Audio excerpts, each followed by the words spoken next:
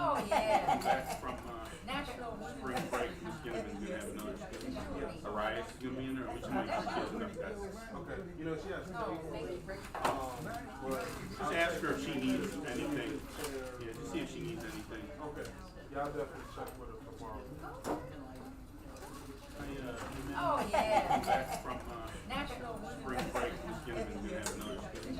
Arias is gonna be in there, which Oh, might yeah. back from National spring break, Ms. Ginnivan's gonna have another student. Just ask her if she needs anything. Just see if she needs anything. You know, she has to y'all definitely, but, Just ask her if she needs anything. Oh, yeah. Back from National spring break, Ms. Ginnivan's gonna have another student. Arias is gonna Oh, yeah. back from National spring break, Ms. Ginnivan's gonna have another student. Just ask her if she needs anything. Just ask her if she needs anything. Just see if she needs anything. Just ask her if she needs anything. Oh, yeah. Back from National spring break, Ms. Ginnivan's gonna have another student.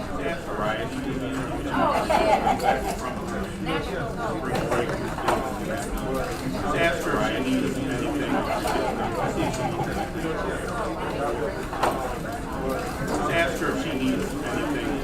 Oh, yeah. Back from National spring break, Ms. Ginnivan's gonna have another student. Just ask her if she needs anything.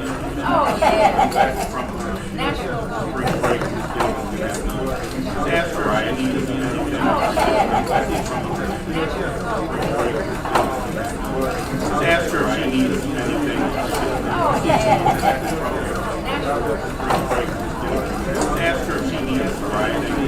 Oh, yeah. Back from National spring break, Ms. Ginnivan's gonna have another student. Just ask her if she needs anything. Oh, yeah. Just see if she needs anything. Just ask her if she needs anything. Oh, yeah. National spring break, Ms. Ginnivan's just ask her if she needs anything. Oh, yeah. Back from National spring break, Ms. Ginnivan's gonna have another student. Just ask her if she needs anything. Oh, yeah. Back from National spring break, Ms. Ginnivan's gonna have another student.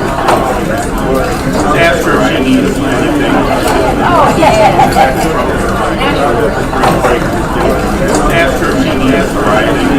Oh, yeah. Back from National spring break, Ms. Ginnivan's gonna have another student. Just ask her if she needs anything. Oh, yeah. Just ask her if she needs anything. Oh, yeah. Back from National spring break, Ms. Ginnivan's just ask her if she needs anything. Oh, yeah. Back from National spring break, Ms. Ginnivan's just ask her if she needs anything. Oh, yeah. Back from National spring break, Ms. Ginnivan's just ask her if she needs anything. Oh, yeah. Just ask her if she needs anything. Oh,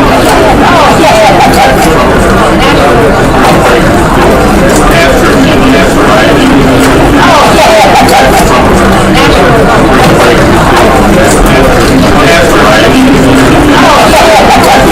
National spring break, Ms. Ginnivan's just ask her if she needs anything. Oh, yeah. Back from National spring break, Ms. Ginnivan's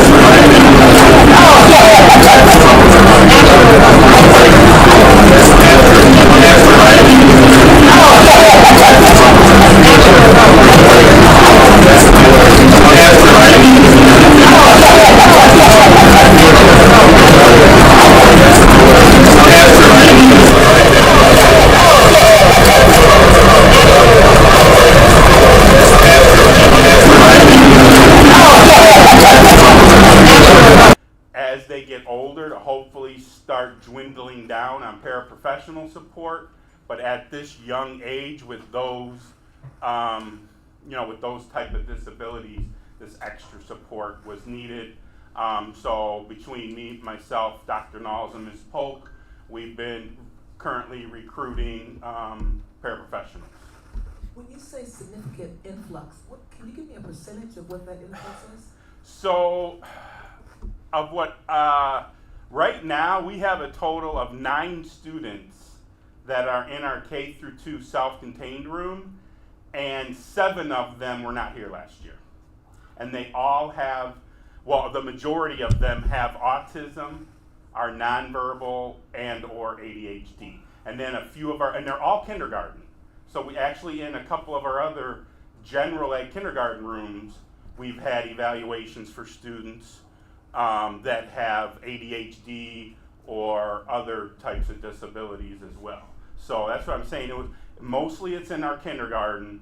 A big, probably close to 15 to 20 students that are kindergarten that have these deficits. And I've told, in my 25 years in education, I've told everybody this.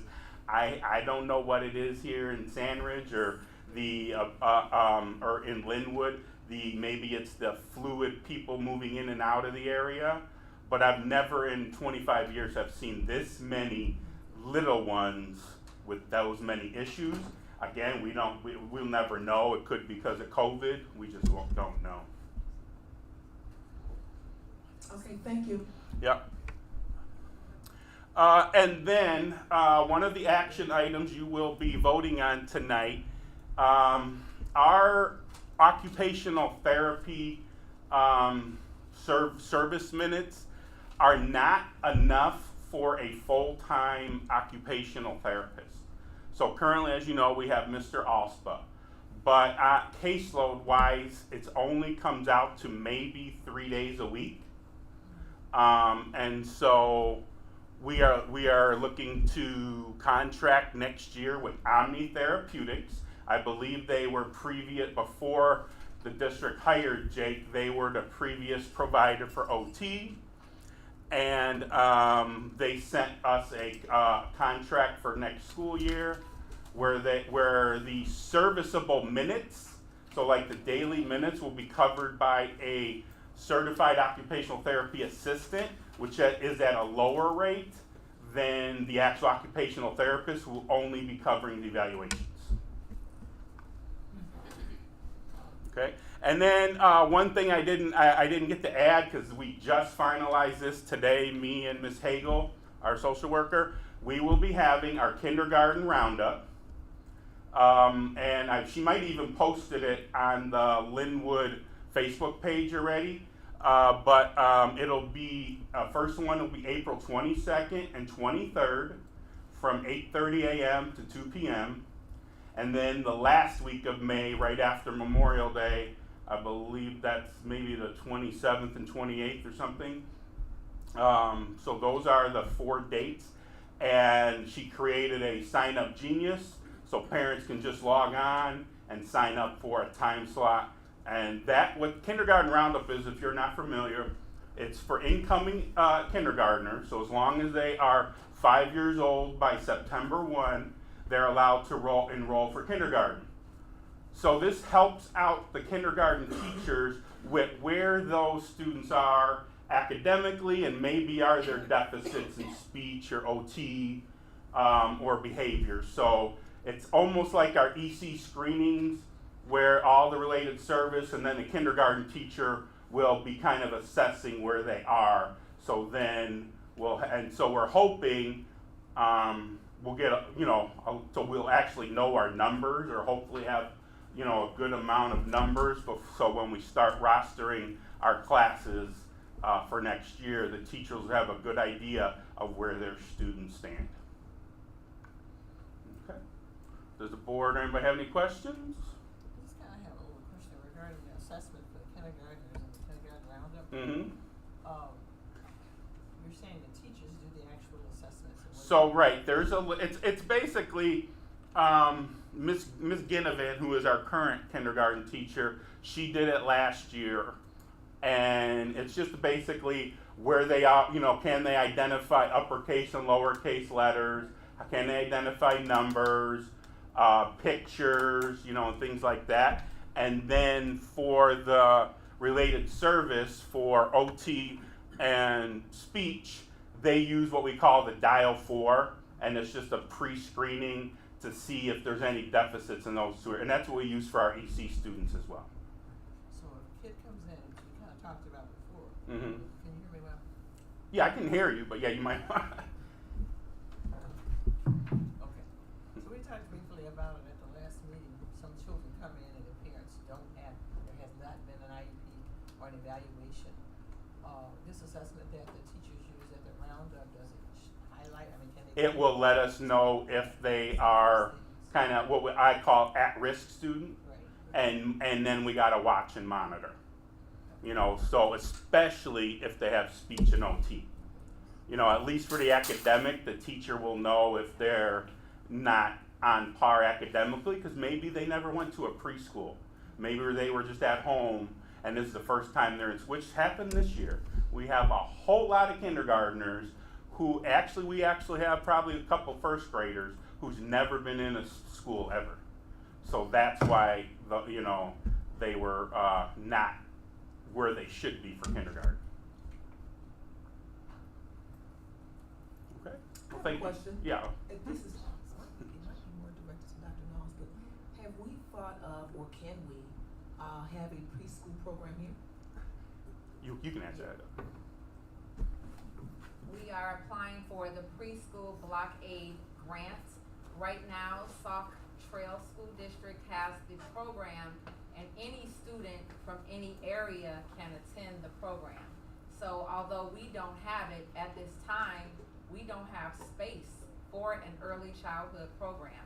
Every single classroom will be in use, and it's getting to the point now where we're going to have to maybe give up office space next year. I might have to give up the conference room in order to be a classroom. So we're going to tell our students about the program in Sauk Trail, but we're going to apply for the block grant.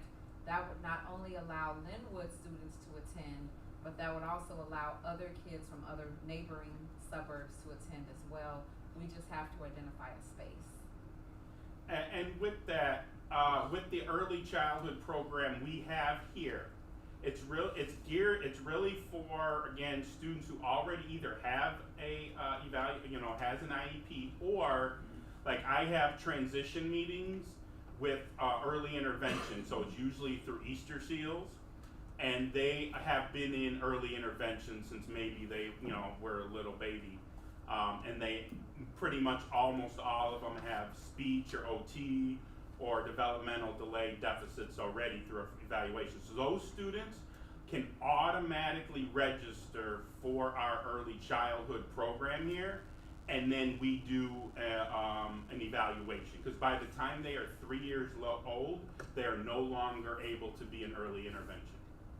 And I've had 4 transition meetings already, and I have a couple more that are coming up because those students turn 3 over this summer.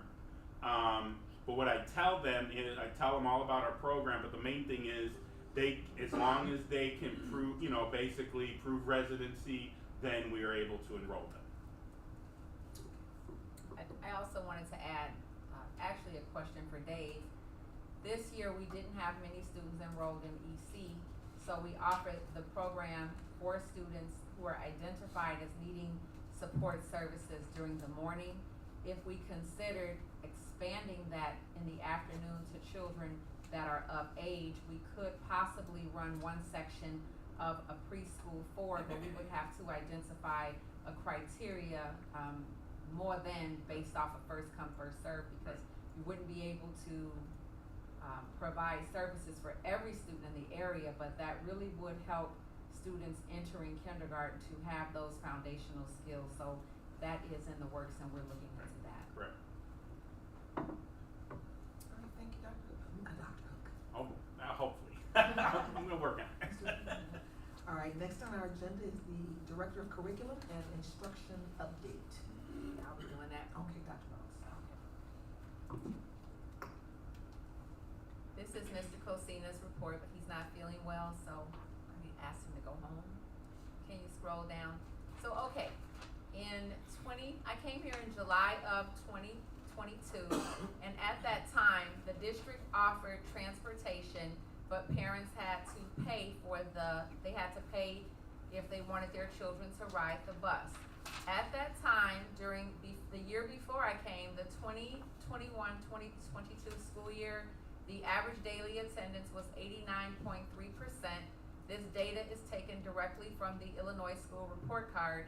So in 2022, we were slightly below the average daily attendance in comparison to other children in the state of Illinois. The year we came, we noticed that many students were chronically truant, and we were able to increase our ADA to 91.6%, and we matched with the state. That was the year that we didn't offer transportation.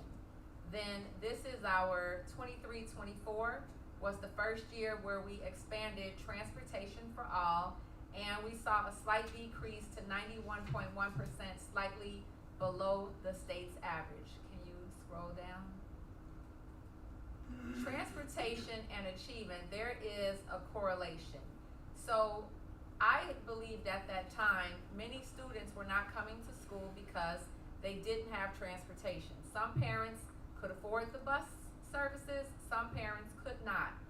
In 2021, the number of students that the red does not meet standards, we were at 52.4%. Now, if you go to 2024, and achievement is consistently improving. So the year that we came, we inherited that data at 57.1%. So from the year before, it was 52. The year I came, and I present that data in the fall of 2022, 57.1% of students were 3 or more grade levels below. When we added transportation, the next year we saw 43.8. This is our second year of transportation, and the number of kids that are 3 or more grade levels below was at 37.9%. We want to see more kids in the celery green to the dark green, and this is for math. Then when you have level 2, that is you're getting better. Level 3 are the kids who are almost proficient. So really, PL3, those students are only 9 months or 1 grade level below. So we're very close to, through interventions, you have more kids that are pushing into the yellow and the green and away from the red, and we attribute that to transportation. Scroll up to the next slide. Then with our reading achievement, in the year that we came, we were at 48.6% of kids, and then this year's data was 37.2. So in the red, you want the red column to be lower each year because you're pushing kids over.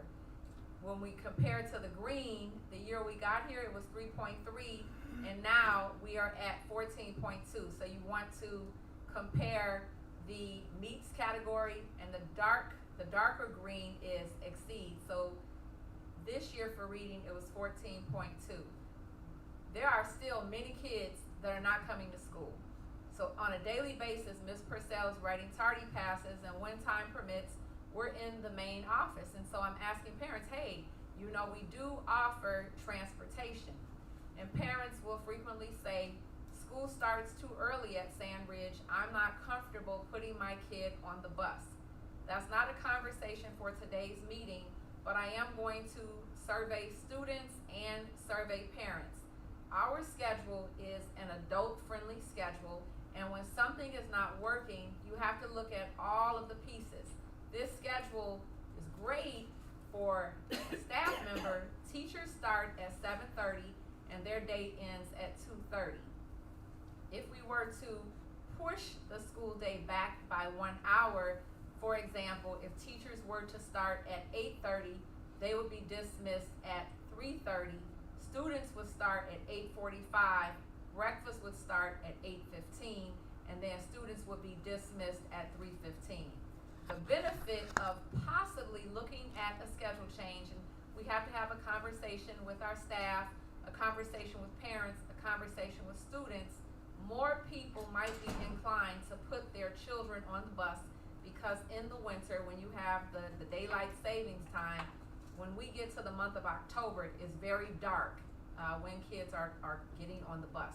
And that has been expressed by numerous parents that that's a concern for them. And then a lot of kids are coming in anyway at 8:15. So I'm trying to target that population of students that are habitually tardy and trying to get more students to come to come to school every day. I've had conversations with parents, and parents have said, you know, I don't get off of work, and I'm not comfortable with my kids standing on the bus stop. They're not that late. When you're arriving, if you are not on time, you're already late, in my opinion. So you're losing 30 minutes of instruction when you're coming in at 8:15. And to some people, that may not be a lot, but if reading is the first skill that's taught first thing in the morning, you've already missed the beginning of your day. And that gets kids off to a bad start. Scroll up to the next slide. So now, as we are consistently watching our budget and went to a meeting today with the state superintendent, and a lot of things are being cut. Sandridge was given, we applied for the school transportation grant, and the grant is always 1 year in the rears. So by the time we get to June of this year, we will see the money that was due to us for last school year for the first year of transportation. So we analyzed the cost for transportation, and we want to make sure that we're getting a 70% reimbursement of the cost. Because if you don't get that 70% over time, that money will have to be added to our budget. When we are looking at the number of students that are coming in significantly below grade level and haven't had exposure to the preschool experience or an opportunity to participate in a play-based program, I really need to ensure that I'm offering smaller class sizes specifically for students at the K through 3 level. So understanding transportation is one piece of the puzzle. I'm not seeing the return on investment to the level that I need to see it, because I think there's still 35-40% of people not coming to school. And unfortunately, I can do my residency checks, but I can't make you bring your child to school. You cannot report parents to the Department of Children and Family Services. DCFS will not take those complaints. So we're trying to work with our parents and understand where they're coming from to meet them halfway there. And then we will provide an update on reimbursement as soon as it's received from the state. And so transportation right now, this school year we have spent $457,000, maybe $250,000 for regular transportation. Special education transportation is extremely costly because you have to provide for students with significant disabilities door to door. That is reimbursed at a higher percentage, 90%. So I want to be able to do a comparative analysis between what is being spent and what we're bringing back in. But right now, our recommendation would be to continue to have it for next school year. But down the pike, if parents are not going to use the transportation and we have empty buses, then we can't justify the cost. Next slide. No more? Okay, and that was just it. So we have a 3-year contract, and we're coming up on the 3rd year next year. So we will definitely be looking into that data. That concludes the report on transportation, and the scores are getting better, and we do believe it's because of the transportation. But we just got to do some more figuring out once we get our money added. Okay. Thank you, Dr. Knowles. Thank you.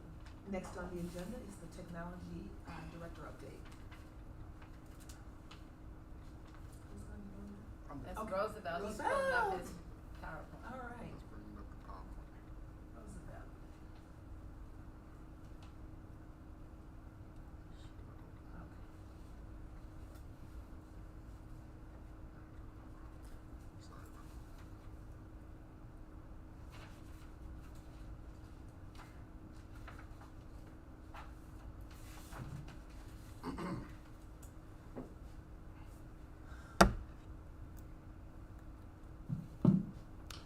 Okay. Thank you, and good evening to the board, and thank you for allowing me to present to you the technology report for March, for the March board meeting. Do you want somebody to be your clicker? Yeah, I'll try. Will you be your clicker? Since you click for us, thank you.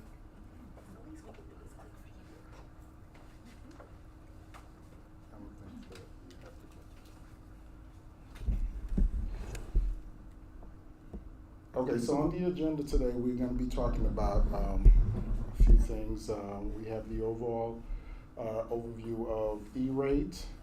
We're going to be talking about the E-rate 5-year cycle, upcoming E-rate funding cycle, USAC cybersecurity pilot program, Chromebook insurance plan initiative, implementing a new help desk ticketing system, pursuit of the COPS grant for school and safety enhancement, and future digital signage within with smartboard interactive displays. So a lot of you may not know, but E-rate is a government-funded program managed by the Universal Service Administration Company, or USAC for the acronym, under the guidance of the Federal Communication and Commission, FCC, providing funding to schools and libraries to ensure access to affordable internet connectivity and telecommunication service. So E-rate provides E-rate, there are two categories in E-rate. You have the Category 1 and Category 2. The Category 1 is services such as internet access, data transmission, and telecommunication. And Category 2 provides funding for internal connection, basic maintenance, and managed internal broadband services, including upgrading and maintaining Wi-Fi networks, switches, routers, and other network equipment. So, yeah, I'm sorry, go to the next one. So, the E-rate runs on a 5-year cycle. Our last 5-year cycle was from 2021 to 2025. So we are at our end of this particular cycle, and the new cycle starts in September, where we can start applying for E-rate dollars. So E-rate operates on a 5-year cycle during which the district can allocate predetermined budget for Category 2 funding.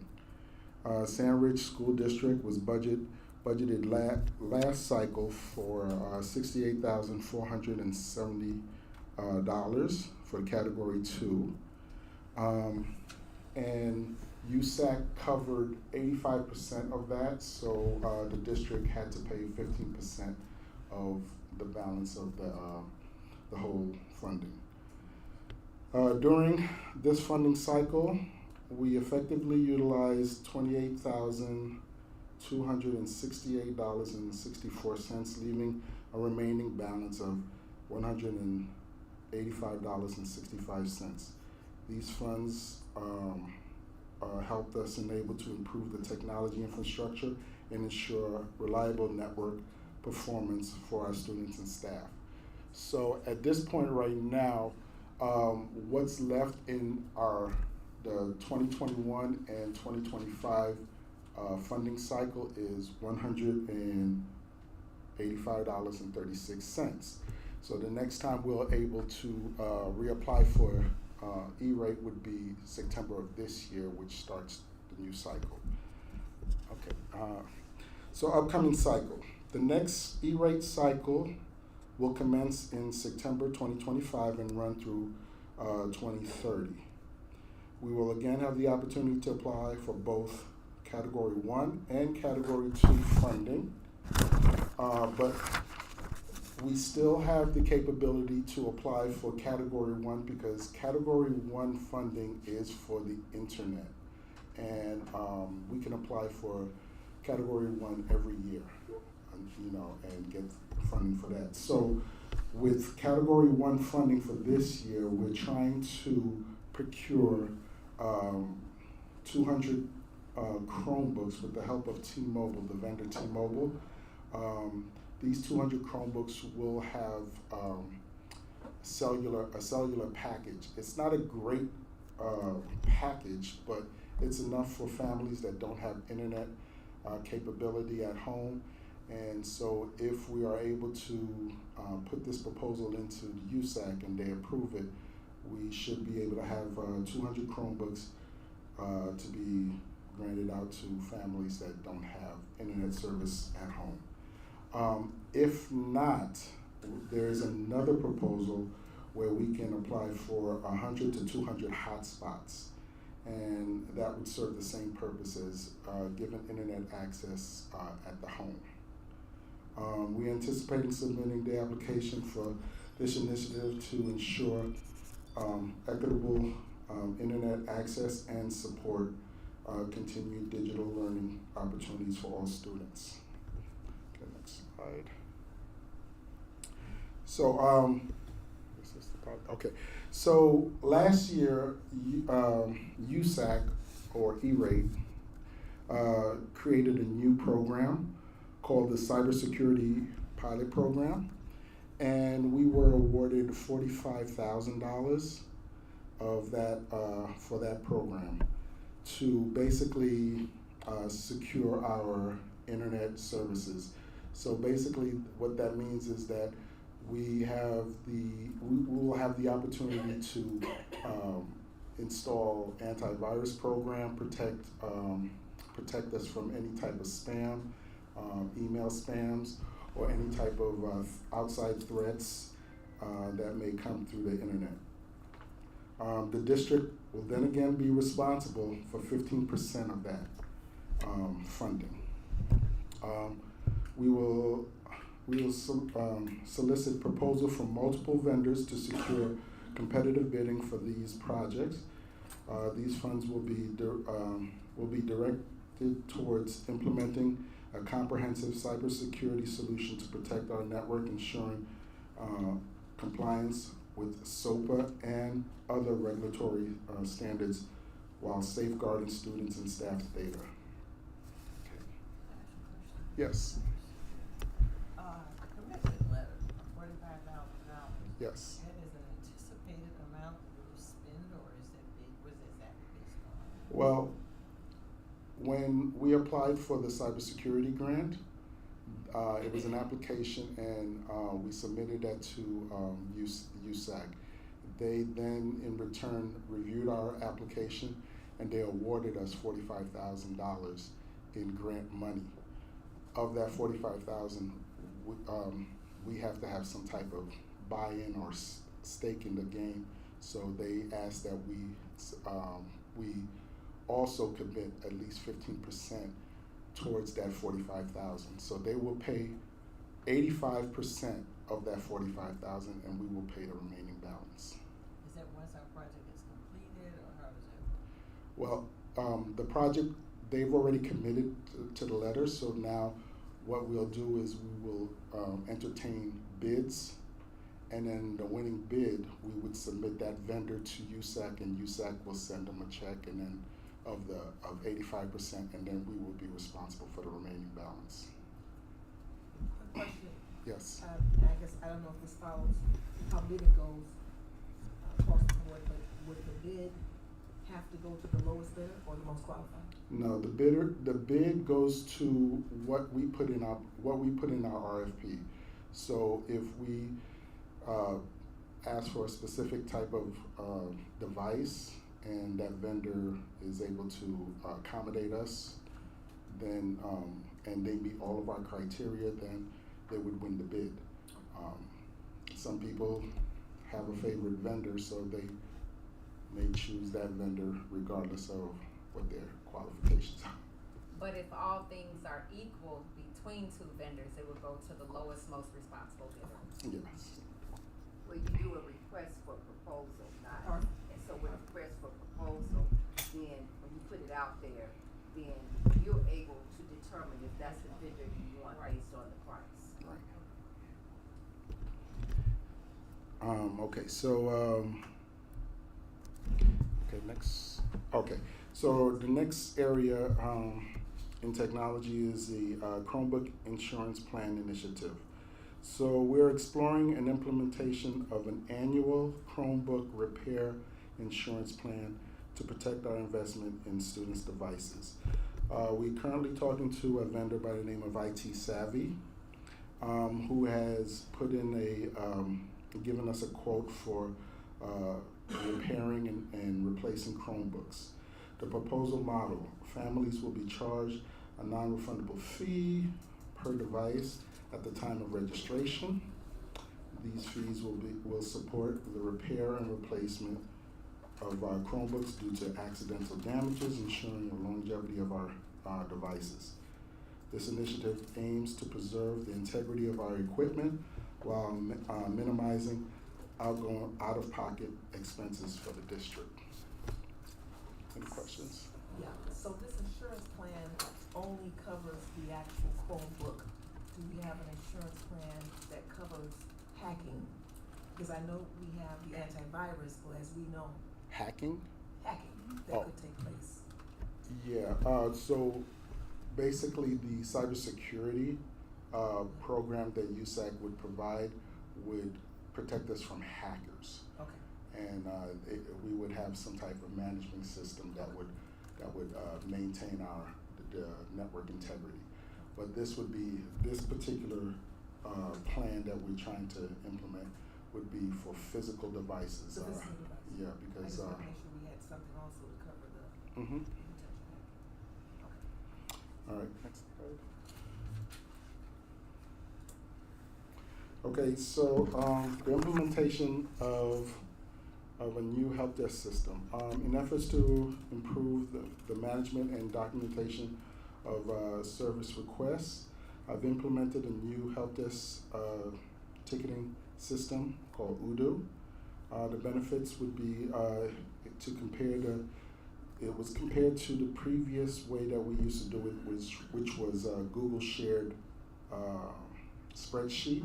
Udo enables us to maintain a detailed matrix of services provided to the staff. The system support both maintenance and technology requests, allowing for better categorization, tracking, and resolution of issues. Staff members can now submit help desk tickets requests to a centralized platform, ensuring that all requests are logged, tracked, and addressed efficiently. This new system enhances our ability to analyze service trends, improve response time, and ensure accountability for all maintenance and technology support functions. And that was a diagram of the. Yeah, this is a diagram of the ticketed system that we're using. So each staff member and teachers have an account, and they are able to log in and create their own ticket, and then actually follow up on their ticket to see where it is on the queue. And so far, it's been working pretty good. I think we're down to like 5 help desk tickets, where in the past we had about 20 help desk tickets lined up. Okay. All right, pursuit of COPS grant for school safety enhancement. We are considering applying for the community-oriented police services, otherwise known as COPS, for school violence prevention program. This is a grant to enhance safety measures throughout our campus. Funding model.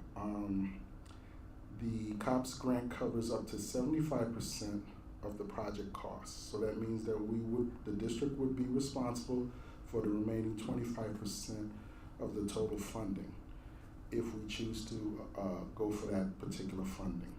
Potential areas of improvement would include expansion of our security camera system. So we would be adding more cameras, upgrading the intercom system, and enhancement to the door access control and perimeter security.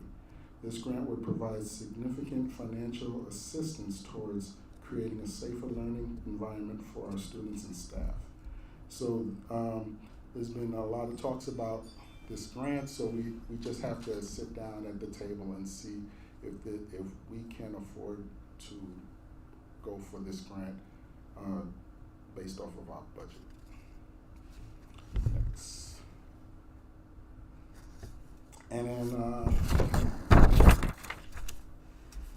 So we have the future digital signage with the smartboard interactive display. So if you notice as you entered into the building, there are some smartboard display in the hallways. There's one down by the gym, and there's one in the main office.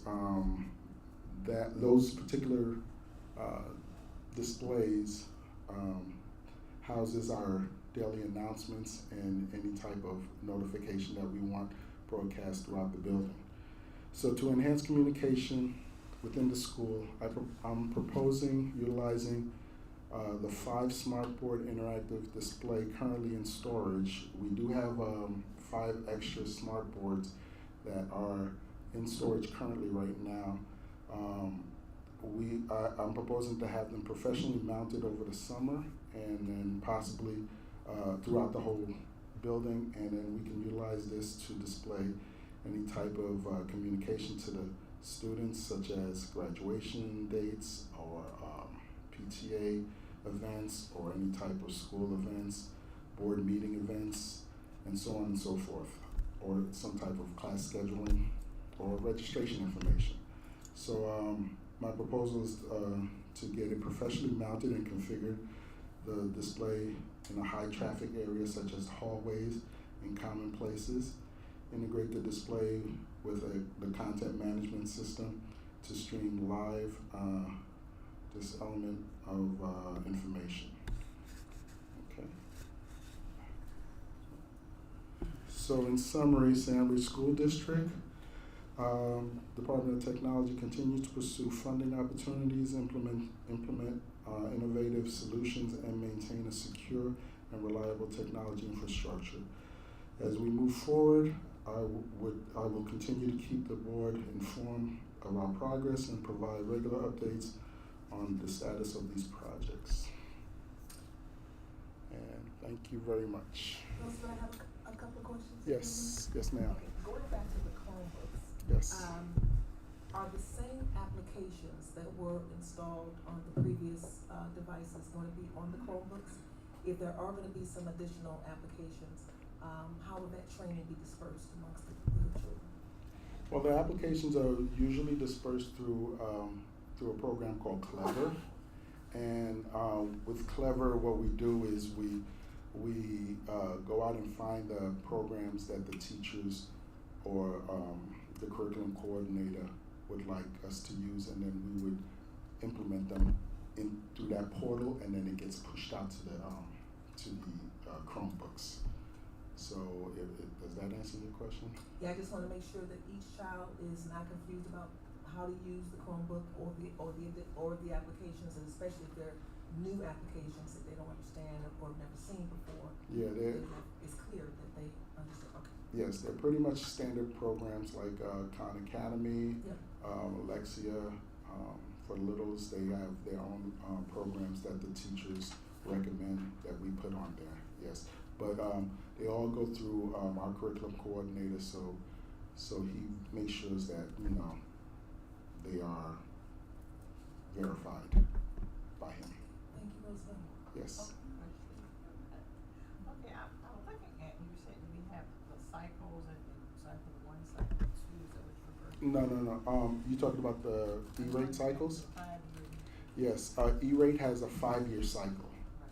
So the 5-year cycle, so right now we're at the end of our 2021 to 2025 cycle.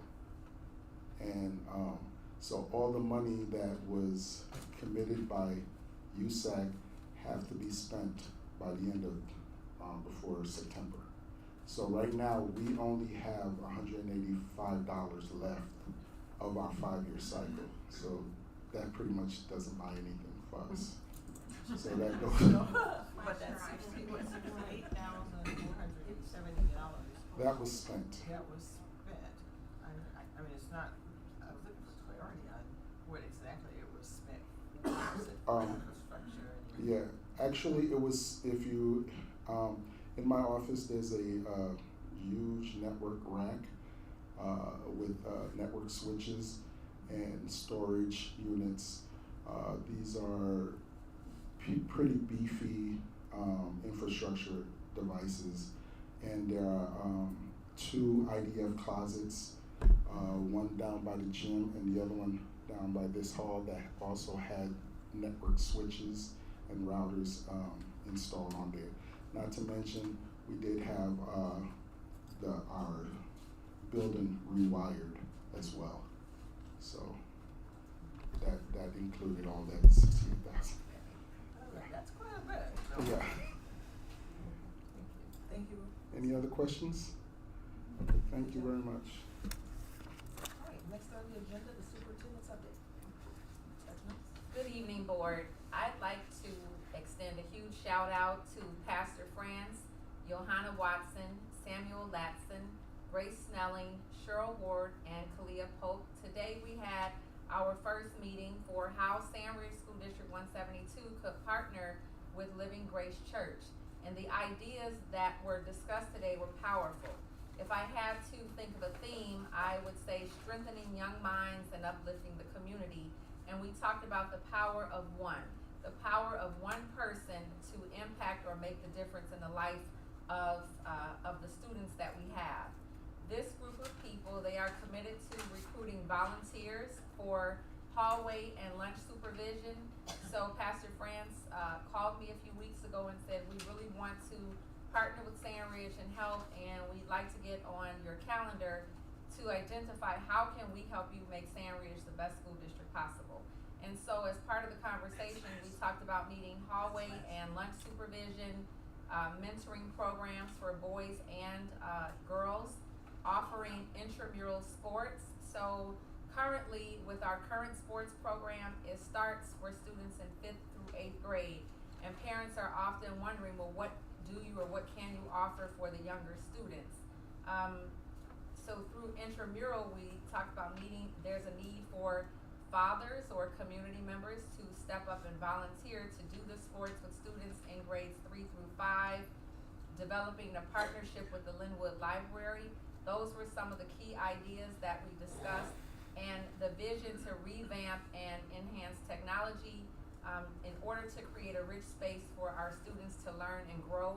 Many of the books in this library are very dated, so in next school year's budget, we will allocate funding, and we're going to partner with the Linwood Library to help us make selections that would be age appropriate for students of varying levels to try to get kids interested in reading. And also, as part of this committee, they talked about coming in, working with the students, reading to the students, and providing tutoring, and the population that they're going to target would be retirees. So if anyone on the board is interested in joining us, we welcome you. Our kids need all the help in the world. So let's give them a round of applause. Then a special thank you to Miss Anita Logan. She has been serving as a clerical sub. First of all, to get a woman of her caliber with numerous degrees and credentials and life experiences to step up and say, put me to work. There are no words to express how much Sandridge truly appreciates the help of Ms. Logan. She has been assisting with our registration overhaul process, as well as inventorying the items that were donated by the World Vision Center to be distributed to the Sandridge families. I cannot thank her and students who have been helping enough, and may this be the start of a lasting impact and partnership with Living Grace Church. So let's give them a round of applause. And last but not least, I would like to take this moment and honor two extraordinary women who have given their hearts, their time, and their unwavering dedication to the Sandridge School District 172 Board of Education. Ms. Guthrie, I know that this is your last full board meeting. So first of all, I want to tell you a little bit about Carolyn. Mrs. Carolyn Guthrie, your name is synonymous with wisdom, service, and above all, love. For 3 years, you have poured into our children, walked the halls with purpose, and lifted spirits with your presence. From tutoring students to attending assemblies, from guiding with a steady hand to advocating for our children with an open heart, you have been a light in our school and the community. Though your time as a board member comes to a close, your impact will continue to ripple through these halls, through the lives of the children you've touched, and through the voices you continue to uplift. Thank you for loving our school and our students so fiercely. Let's give Ms. Guthrie a round of applause.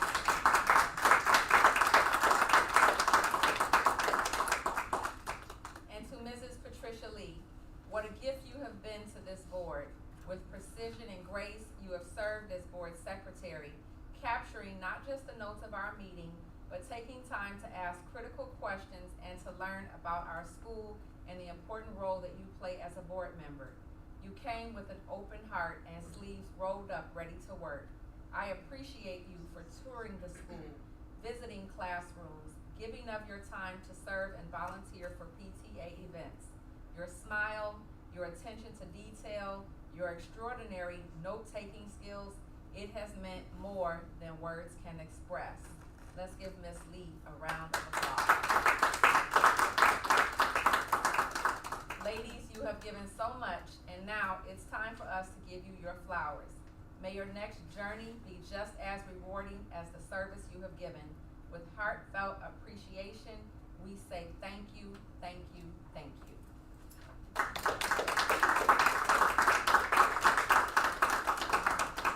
Just a note for the community, this year, Sandridge School District 172, the election is on April 1st, and we are not an election site.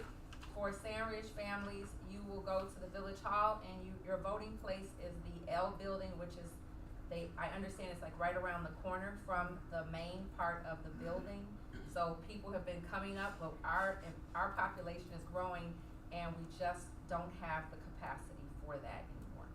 So that concludes the superintendent's report. Thank you very, very much. Next on our agenda is the principal update.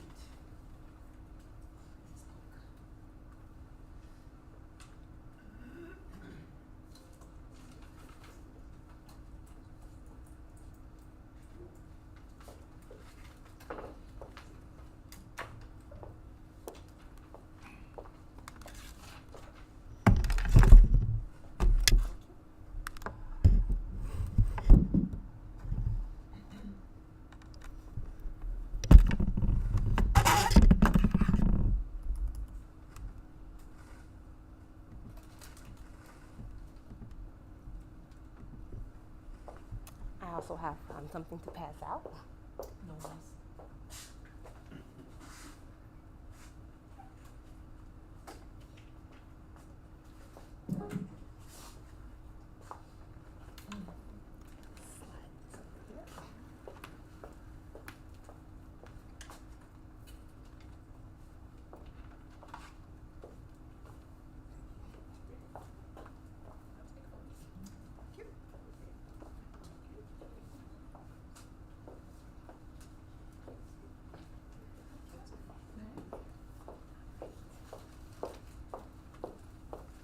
So good evening, everyone, board members, community.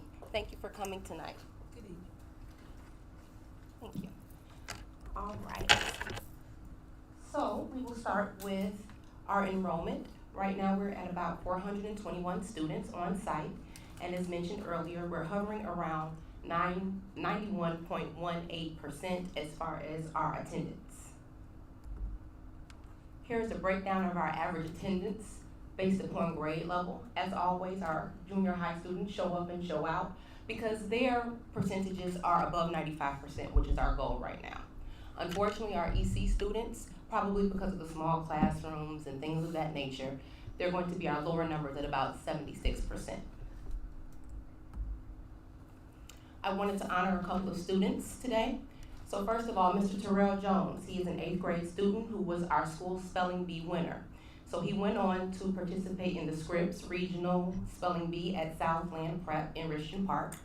He actually got to the 3rd round this year, so let's give him a round of applause. So congratulations to our 8th grader. And then we have Miss Melania Fulton, and she is a 7th grade student who was mentioned in the Daily Southtown newspaper. And a great shout out to Ms. Jackson, who actually sent me the article highlighting her Academic Excellence Award from Sandridge. So let's give her a round of applause as well. Also to Ms. Ginnivan's class, so this is kind of cool. So we utilize a program called 99 Math. And in the 99 math program, it allows students to practice their math facts, multiplication, division, and things of that nature. So Mrs. Ginnivan looked up on the website and found that there was a contest nationwide. So in the nationwide contest, guess what? Little old Sandridge rescored and ranked number 2 in the nation as far as utilization of the program. So our kindergartners are practicing math, and it's so infectious that actually the whole school is participating in the program. So we have some fierce competitiveness going on, especially through this 3 through 5th hallway this time. So hopefully in April I can report to you the new winners, and it's kind of nice to see Little Linwood next to cities in Maine and Kentucky and Texas. So this is really an awesome opportunity for our students.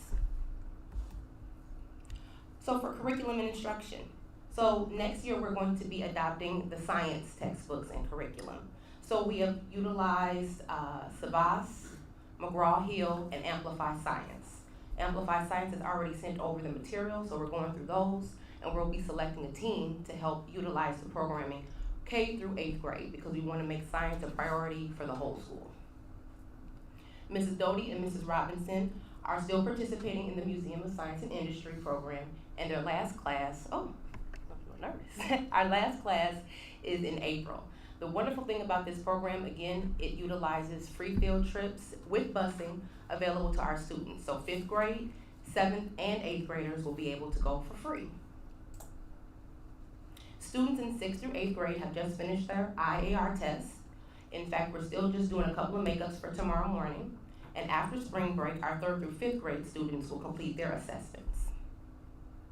5th and 8th grade students will complete the Illinois Science Assessment in late April, and then we'll be ready for our iReady spring assessments in early May. Student support and engagement. So we have our annual anti-bullying walk, which will be our 3rd time doing it, coming up in April. And then I wanted to update you on our PBIS rewards card. So I passed out to the board members a Wildcat Buck. We call it Wildcat Cash. And we've been rewarding students if they're caught being good. That means if they're in the hallways listening, being quiet in line, if they're answering questions and participating, if they're helping out with fellow classmates. We can give them different amounts of money in different denominations. So you receive $1, but they go all the way to 100. We're hoping to use and utilize the $100 bills for students who actually make their iReady goals. So it's something tangible that the students can actually see and feel and use and make their learning important to them. Sometimes, being children, they can't see the benefit of their education. So we're trying to make it so that it's important. And what you see over here to my left is one of our PBIS cards. So on Fridays, we roll around during lunch and students can buy things off of the cart. So we have one upstairs. We have had our wonderful Mrs. Ward come out and help out. So thank you so much for your participation, and we're looking for other volunteers if you're ever interested. So we have food items, chewies upstairs. There are chips, which the older kids go crazy for. We have Sninsels, other fun pencils, these little gummy bear things, and this, very popular. You would not be surprised how much they love these donuts. And they're just little stress balls. They don't smell like anything, but the students love them. And so we've created buy-in from kindergarten to 8th grade. They're very excited when the cards come around. In fact, when they see me, Miss Bo, I have $26, I'm ready to spend. And I'm even encouraging some of them to save some of their money because you can get bigger prizes. So they have little teddy bears down here provided from iReady. And we're looking to partner with Living Grace Church and other businesses to be able to donate bigger items like bikes, skateboards, and that type of thing. Today also concludes our tutoring program, so today was the last day. And art club has started for our littles. So it's very exciting to see 1st graders going to art club. So as trying to increase student engagement and provide other opportunities for different grade levels other than just the junior high, I think Ms. Wall is doing a wonderful job starting a new program. Community and parent involvement. So this year we're going to have our first student athlete luncheon. And this is going to be for students who participated and successfully completed one of our sports activities, basketball or cheerleading for both girls and boys. The luncheon will be held April 25th from 11:15 until 1:30. We are looking for volunteers to help serve our students, so if you are available, please reach out. Parents are invited to make sure that we continue to bridge that gap between community and school. We're also working with the big brothers and big sisters of the greater Chicagoland area. And our mentor, Miss Brenda Boyd, is looking to have a boots on the ground line dance activity to try to get parents out, participate, wear their boots, bring their fans, and most importantly, sign up their students for mentorship. The mentorship program will be inside the school during lunch with the Lunch Buddies program for our Linwood police officers, fire department, and paramedics. So that's gonna be wonderful to see professionals walking around our building as well, along with some of our volunteers from some of our community outreach. And then we're also hosting the Ileana Juniors Volleyball program here in the gym on Thursdays and on Sunday. Some upcoming events. So we have our PBIS reward tomorrow before spring break. For kindergarten through second grade, they'll be doing a treasure chest hunt. And for third grade through eighth grade, we're gonna have a basketball game. And who's playing in that basketball game? Oh no, who said? That was funny. So actually it will be our very own junior high Wildcats basketball team, girls and boys, against the Linwood Fire and Police Departments. So come on out if you want to see a show. The young men and women have vowed to beat the adults, but it hasn't happened yet. So we're gonna cheer them to victory. We start our spring break on Monday the 24th. Again, our IR testing for our 3rd through 5th grade is starting right after spring break. We have our PTA breakfast with the bunny on the 5th of April. And then our spring musical concert that has a Disney theme this year will be on April 24th.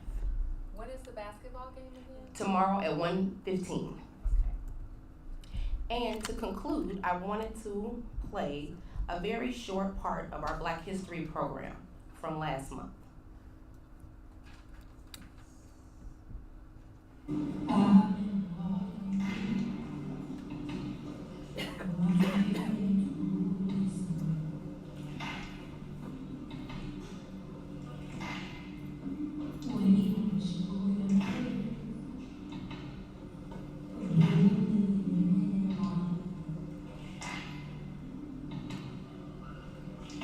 Oh, I got eyes in the back of my head, just in case I have to run. I do what I can when I can, when I can for my people. When the clouds roll back and it's hard to keep denied, that's when I'm gonna stand up, take my people with me. Together we are going to a brand new home, far across the river. You will calling me to answer, gonna keep on keeping on. I can feel it in my bones.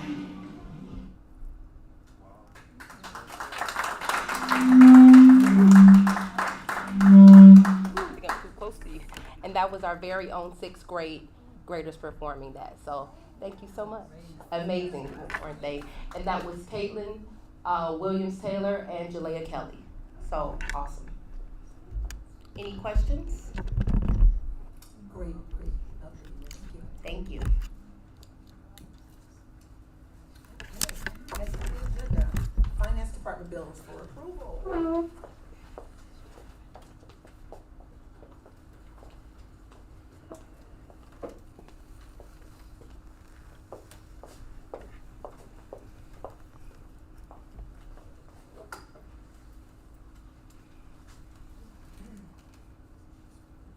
Good evening. Good evening. The bills for March 2025 totaled $293,252.14.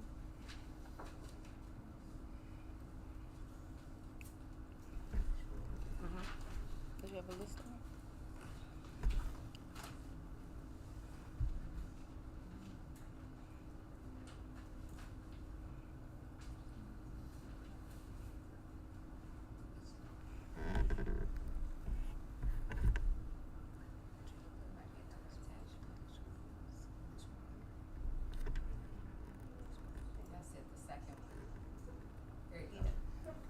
So this shows the vendors that were paid and what we were spending the money on and the costs.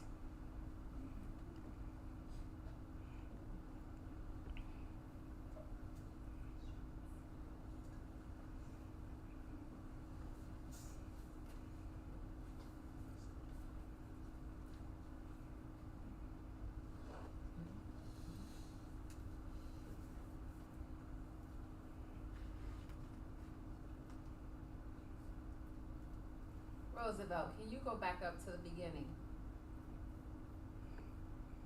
So when you look at the bills, we start with Amazon, and we utilize Amazon to purchase general supplies and also to provide teacher reimbursement.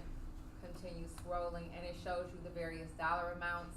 AP Detective Agency, whenever we have new employees, we are sending them there for a background. BMO credit card statement is we utilize the credit card to pay for things that if you can't utilize a check, so general supplies and computer software.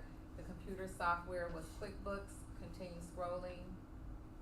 You have two-way radios, that's covered out of one of our grants. CNT Landscape, they maintain our facilities. CDS Leasing are the printers. Centus Corporation, I believe that's cleaning supplies. ComEd is for your electric bill. Country Club Hills Tech and Trade, that's for our out-of-district tuition. Crisis Prevention Institute, I'm not sure what That was Training our for PD Jordan. for CPI, yeah. So we all teachers, Ms. Jordan went to a training for how to properly restrain students, and then she brought the training back to the class, back to the school district to train other staff members. Whenever students are restrained, you have to appropriately document and utilize the correct procedure, but also the correct paperwork. Deborah Mason is our consultant. If you notice, her bills are getting smaller. She's training Elena so that Elena will be able to fly on her own by next year. Continue scrolling. Easter Seals, Echo, all of that's the tuition for students that are outplaced. Gertrude Winston, that's a reimbursement for general supplies. Homewood Disposal is our garbage bill. Keep scrolling. Office of the State Fire Marshal. Clyde, what is that one for? That goes along with our annual boiler inspection. What about KBT Enterprise? Oh, pupil transportation, I'm sorry. KBT Enterprise, that's pupil transportation. Ms. Newton, that's her reimbursement from the Triple I Conference. Lauterbach and Amen, those are your auditors. Village of Linwood, water and sewer. Metropolitan Fire Protection, Nicor Gas, those are all reoccurring bills. North Corp is for chemicals. Open Kitchens has the contract for food services, and the Illinois State Board of Education just approved them to continue services for the next school year. Patricia Lee, that's her reimbursement for the Triple I Conference. Pitney Bowes, that's our machine for stamps. Rebecca Gitterman, that's a reimbursement for supplies. ProEd Inc. and QBS, what is that for? I'm not sure. Anybody familiar with ProEd? For $59, it's for some kind of supplies and materials, and QBS is a purchase service. Yeah, that's through Mr. Casina, both of those. Okay, Mhm. then that's probably curriculum. Ring Central is our phone. School Specialty, General Supplies. School Health Corporation, those are supplies for the nurse. Yes. Sped Ed, that's our, we are part of a co-op, and those are tuition bills. Staples Advantage, supplies for the school district. Supreme Security, that's our contract for the one security guard. Last year we had a truancy officer, but this year we learned it's cheaper if you go through an agency. If the contract goes over $35,000, you are required to bid it out. We haven't spent nearly that much money, and when you outsource, you don't have to pay benefits. United Maintenance Corporation, those are our evening custodians for cleaning. Wayside Publishing, those are replacement textbooks. Continue scrolling. American School Bus Transportation, AP Detective Agency, additional background checks on, you conduct a background check on all new employees. Country Club Hills Tech and Trade, that's tuition for students that are outsourced. Continue scrolling.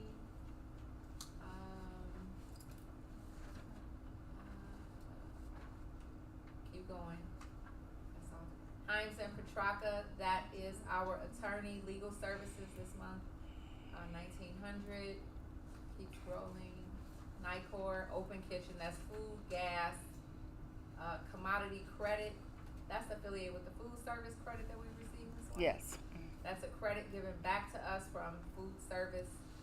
Staples Advantage, those are supplies.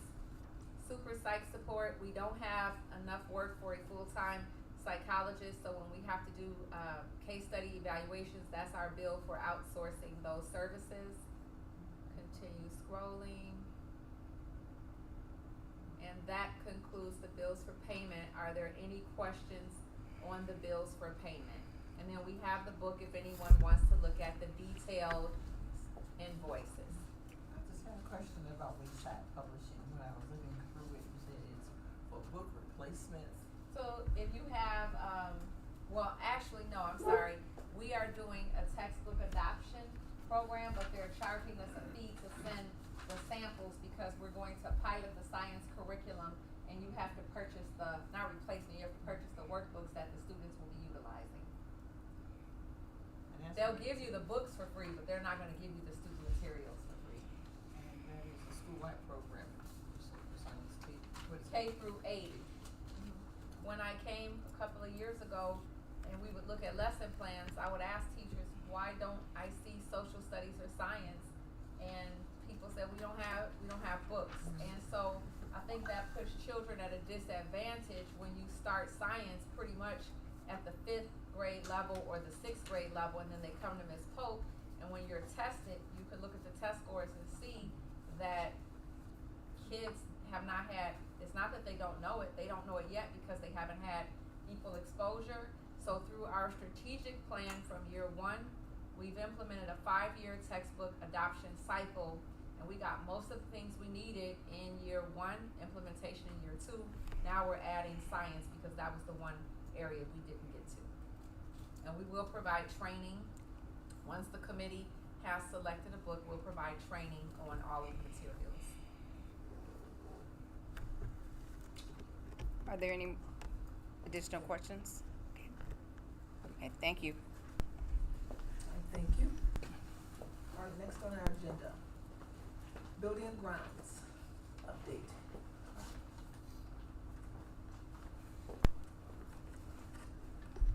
Good evening, everyone, board members, members of the community. Tonight's Buildings and Grounds update, we will discuss the proposal of a 1-year contract extension for our current cleaning service. And this is just a review for the board to possibly take action at next month's board meeting. So just to give you a little background on our current cleaning service, the company United Service Companies, they've been with us since 2021, kind of in the midst of the COVID pandemic, and they helped us out greatly. So currently we have 2 custodians, and we kind of alternate through day custodians as needed. And our current monthly rate is $9,354.81. And this contract extension proposal, they will lock us in at that current rate, and any additional custodians we may request will come in at an hourly rate of $23.95. So this contract covers equipment, supplies. The custodians work an 8-hour shift from 2 p.m. to 10 p.m. Monday through Friday. Even when children are out, say for instance spring break, our custodians are here working, doing a lot of the detailed work that's not normally allowed during the, you know, regular school day.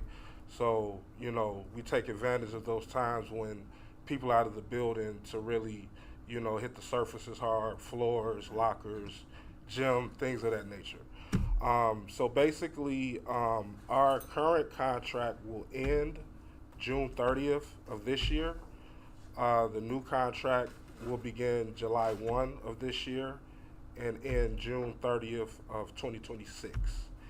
And which, at the end of that contract, we will have to go out to bid for another cleaning service contract.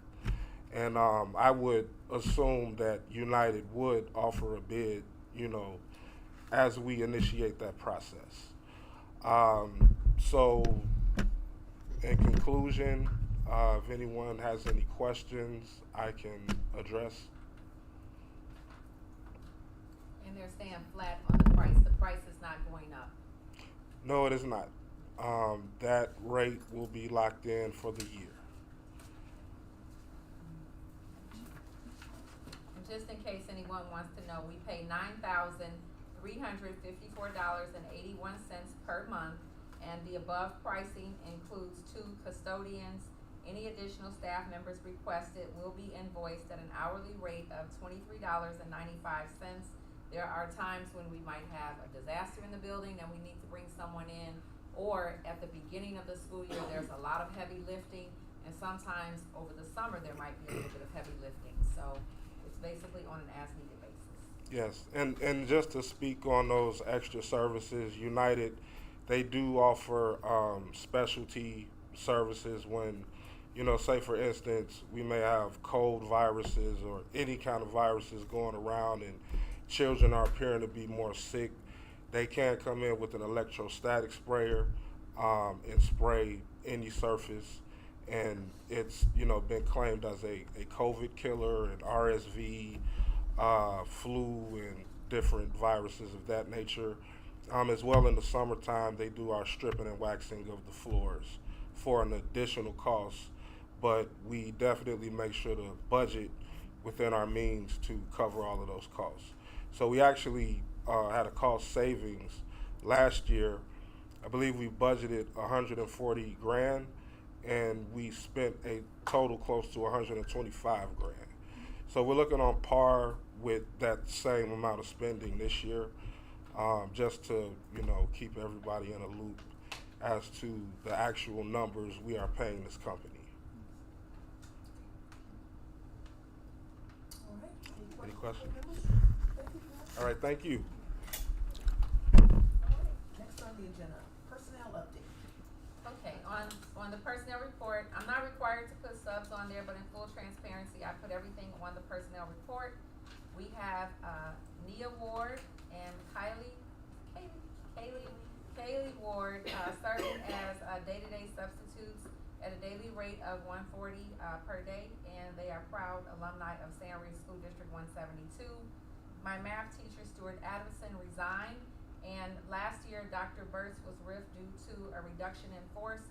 Dr. Burtz has come back this year. We still have 48 days left in the semester, and she will be teaching 7th and 8th grade mathematics. She is a certified teacher, and the prorated amount of that contract is $24,115.58. There was an error on the personnel report that was uploaded in board docs, and it said $98,000, but the prorated amount of that contract is $24,115.58. We have Latrice Motley, who is a parapro.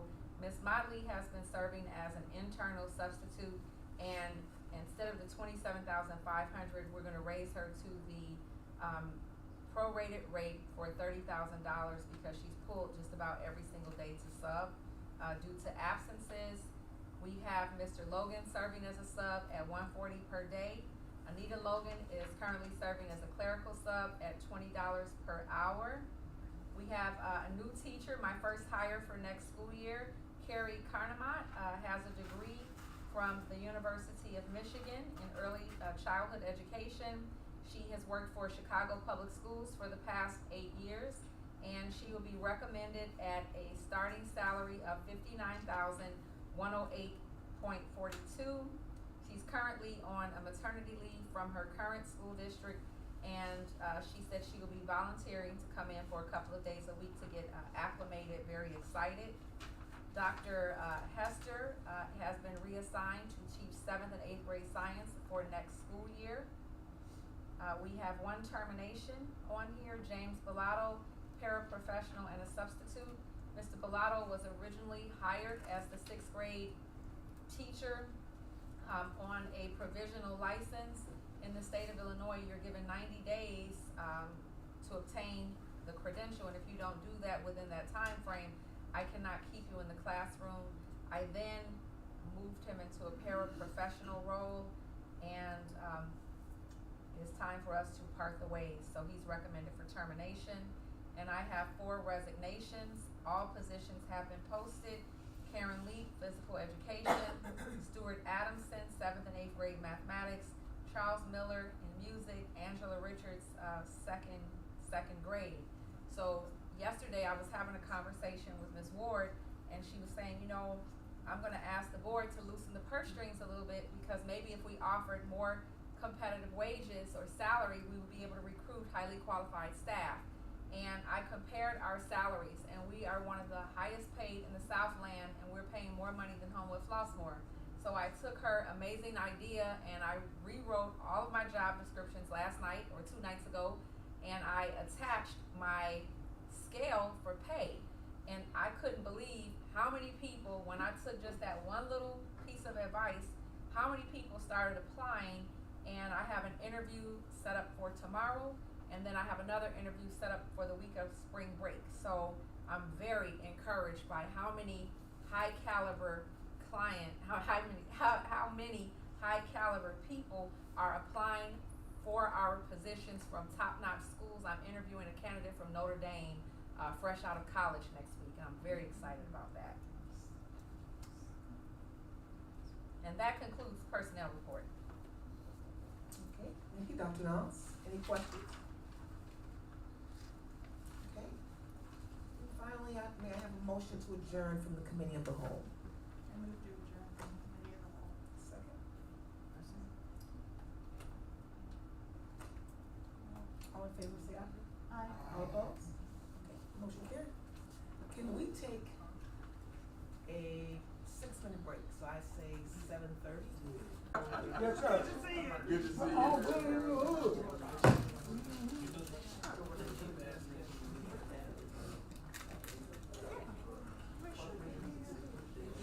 Thank you, Roosevelt, for that wonderful music. All right, it's now 7:30, Thursday, March 20th, 2025. The regular board meeting of the Board of Education is now called to order. Roll call, please. Member Guthrie? Here. Member Lee? Here. Member Newton? Here. Member Colwell? Here. Member Gray? Member Kruger? Here. President Jenkins Brown? Here. Roll call is Thank you. Would everyone rise and join me for the pledge? I pledge allegiance To the flag of the United States of America and to the republic for which it stands, one nation, under God, indivisible, with liberty and justice for all.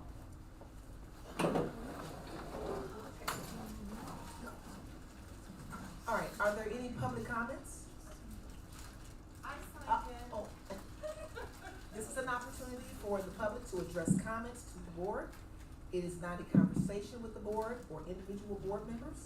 Questions will be referred to the appropriate administrator for a response. If a board response is required, it will be provided at a future date. Speakers are limited to 3 minutes and may not pass or give their name or their time to any other speaker. Speakers will be required to sign in and speak before the meeting begins. Speakers are expected to conduct themselves with civility in accordance to the board policy 830, visitors to and conduct on student property. This is the only opportunity for members of the public to speak during the board meeting. During the remaining of the meeting, the public is welcome to observe the meeting, but are not participants in the board discussion and agenda items. Ms. Sherwood. Okay, good evening, board, good evening, community members, Dr. Knowles, Mr. Lassonde. I'm representing the PTA today, not on official mommy duty, on PTA duty. I just wanted to give some updates. The PTA had its Double Good Popcorn fundraiser. We are thrilled to announce that we raised over $3,700 for our fun fair that's going to take place on Saturday, May 17th. Yes, it was a 4-day fundraiser. I am ecstatic that we got 15 students of our 420 to participate in the fundraiser. We would like to see, increased participation in future fundraisers, but we're thrilled that those 15 students went out of their way to make sure that this year's fun fair is better, than the last. That's always our goal, to make each fun fair greater than the one the previous year. So the top sellers were Trevor Anderson, he's in kindergarten in Miss Ginnivan's class. He got a $100 gift card. Eden Ward is a 7th grader in Dr. Burtz's class. She got a $75 gift card. And then London Rivers, also a 7th grader, got a $50 gift card. Eden and London are in the same class, so their combined sales, they earned $1,128 of the $3,700. So their class earns the pizza party that we will have after spring break. I also wanted to let folks know that we had slime time with 2 of the classrooms here at Sandridge. One this week, one last week. Gabe was actually in one of the slime times. The PTA purchased supplies so that the kids could have a science experiment and make their own slime, which they were able to take home. As Ms. Polk mentioned, we do have our breakfast with the Easter Bunny scheduled for Saturday, April 5th from 9 to 12 here at the school.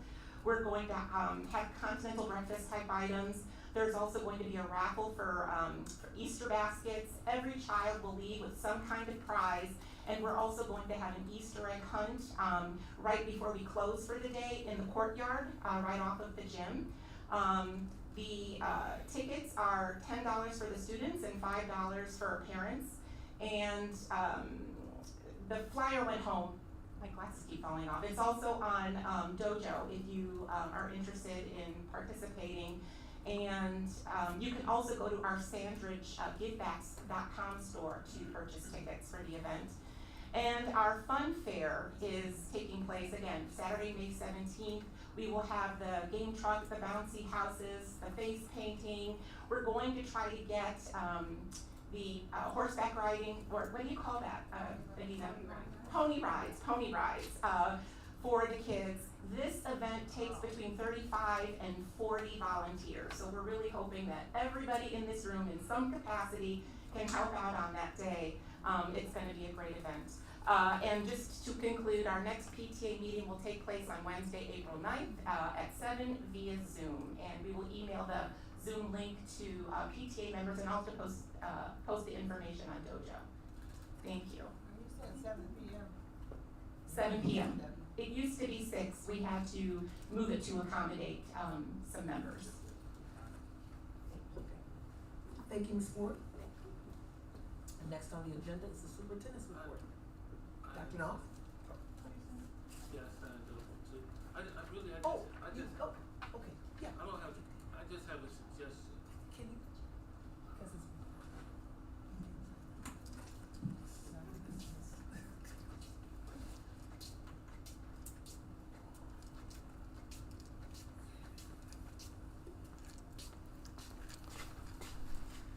My only suggestion is when you're giving these reports, you use a lot of lettering, and I don't think everybody knows what they are. So if you can kind of explain what it is when you are giving out the particular letterings for something. So the acronyms. Right, right. Say them out, okay. Yeah. Point well taken. Thank you.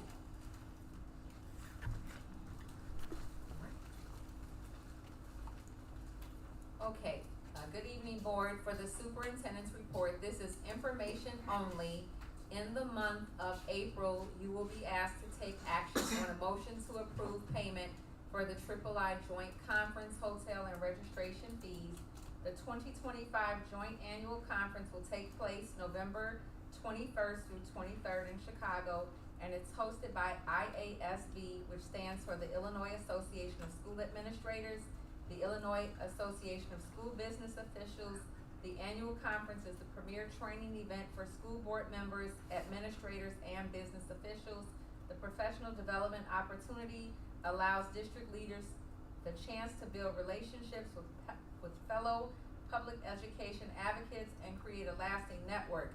So this year's conference was amazing, but it was really tiring, I would say, because we were not at the conference hotel. And I'm gonna ask you for permission to utilize the district's credit card. Registration opens on June 2nd. So I registered last year on the first day that the conference opened, and then when I called to complain about why were we not at the conference hotel, I was told because we didn't make the payment. You have to make the payment on the credit card, and then we will write a check to the BMO to pay the difference. So I'm going to suggest that we do that. We had to spend a lot of money on transportation as far as Ubers and cabs, because it wasn't easy to get from the hotel we stayed in to the main event. So this year I'm gonna make sure that the board is taken care of, but I will ask for the blessing to utilize the credit card to do that. And then the board always puts money, I put money in the budget, so it will be a covered expense under board items. But that's just information only.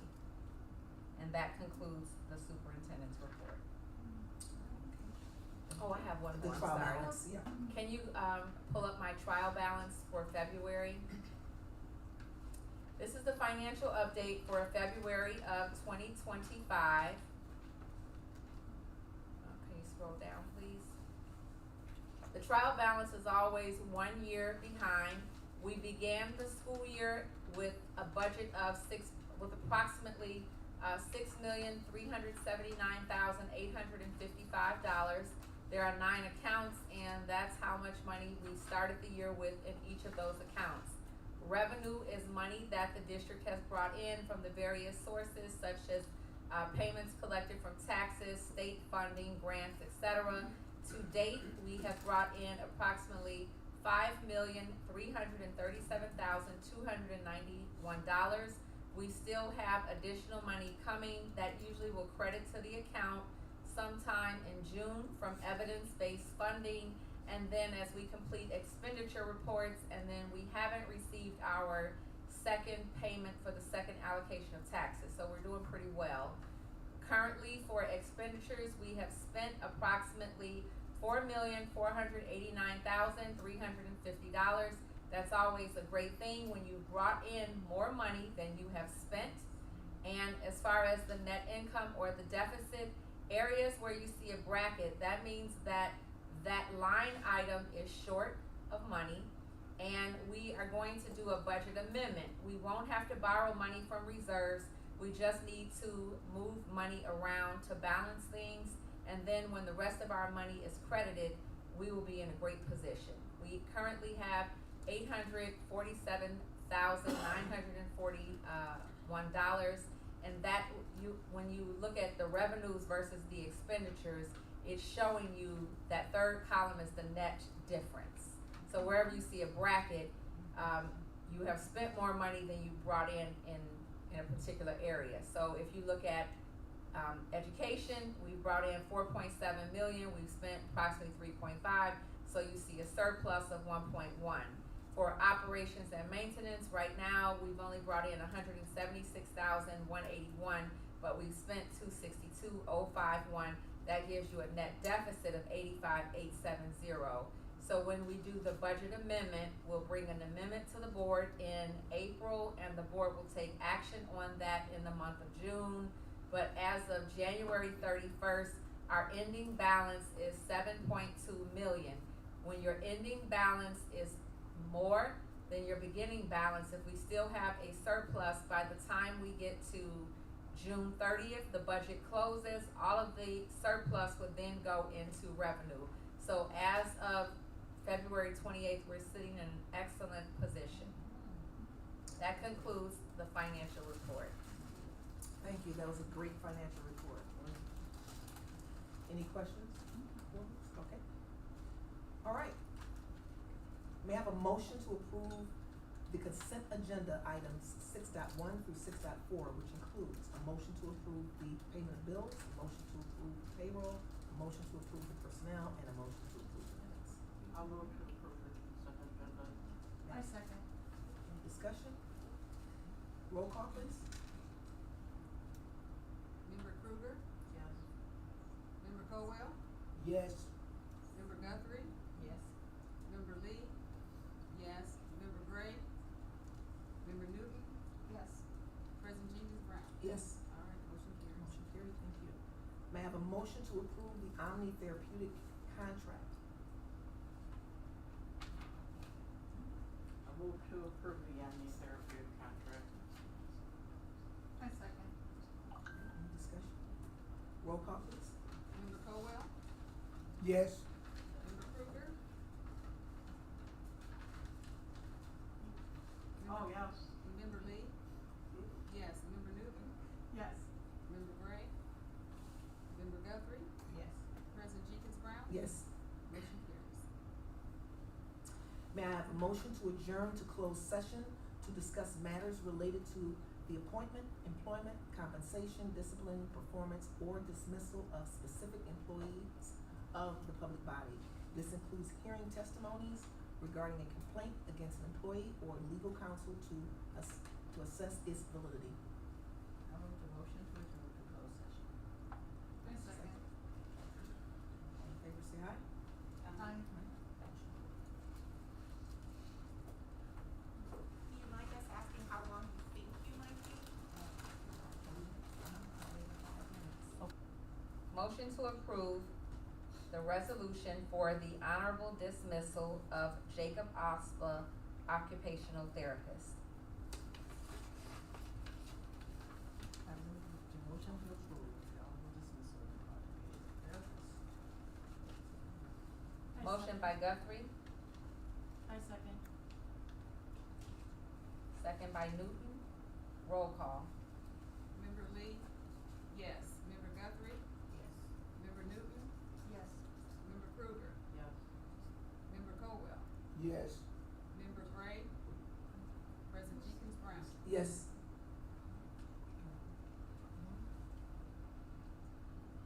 May I have a motion to approve the 2-day suspension without pay for Karen Leap? I motion to approve 2-day suspension without pay for teacher Karen Lee. I second. Roll call. Member Guthrie, Yes. Member Colwell, Yes. Member Kruger, Abstain. Member Newton, Yes. Member Lee, yes, Member Gray, President Jenkins Brown. Yes.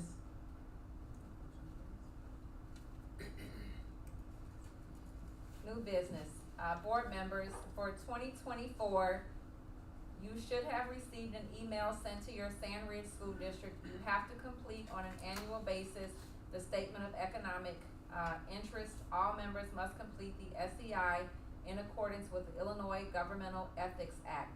Similar to tax filings, the SEI is submitted for the previous calendar year, meaning you will report based on your 2024 circumstances. The filing deadline is May 1st of 2025, and failure to complete that form, they do fine you $15. If you don't see it in your Sandridge email address, please check spam or junk mail. Any questions on SEI? Number 2, scheduling the board reorganization meeting. We have 4 seats open for the April 1st election. 2 current board members are not rerunning, and there are 4 board members on the ballot, 1 member on as a write-in candidate. President Brown will poll the board to determine a meeting date for seating newly elected members. Per policy, all board members would attend the meeting or quorum. The meeting will begin with a roll call and the pledge, followed by the approval of the minutes by the current board. So when Ms. Lee gives us the minutes, we will upload them, and this would be considered a special meeting. After we close out with the old board, President Jenkins Brown will then oversee the induction of new board members. And so she's going to, are you gonna poll them now for a potential date? I would like that. Okay, the potential date was Thursday, April the 10th. All right, I'd like to poll the board for a special meeting. For a special special board meeting. meeting on April 10th. All right, this will be a special meeting. What time? Okay, this will be a special meeting for the seating of the newly elected board members. I would say it would have to be, cause this is a 6, same time, 6 o'clock, yeah. If we're doing that on the tenth, do we do it at 7? 7? Okay, I'm okay with that. I'm sorry, what time? 7 o'clock. 7 p.m. So April 10th. 7 o'clock. All right. All right, so is there anyone that's not in favor of this? All in favor? Say aye. Aye. All opposed? Okay. The 2 board members that are not returning, or if you are not reelected to the board, at that special meeting on April 10th, we would ask for all outgoing board members, you must return your ID badge, any key cards, computers and chargers to Mr. Louis Saint and Mrs. LaGraff, during that special meeting or after you close out your meeting. And then, for, board members that are running for their seats and newly appointed board members, there's an onboarding of new board members, there's participation in mandatory training.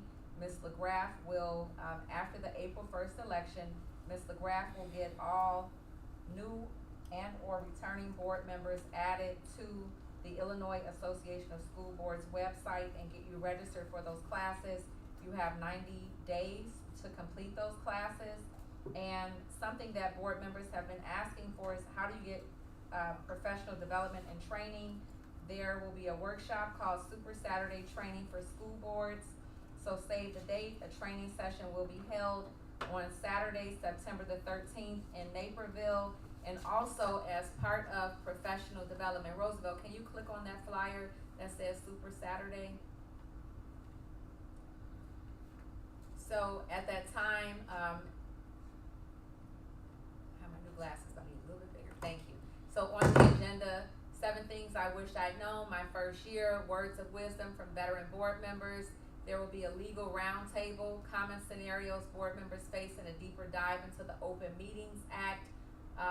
Board members will learn your role as an advocate, your voice matters, your role in good governance, what great board members do, the Illinois Association of School Boards shining the light on your professional organization, additional networking opportunities. I've learned that they have quarterly, we're divided into regions and there are quarterly meetings.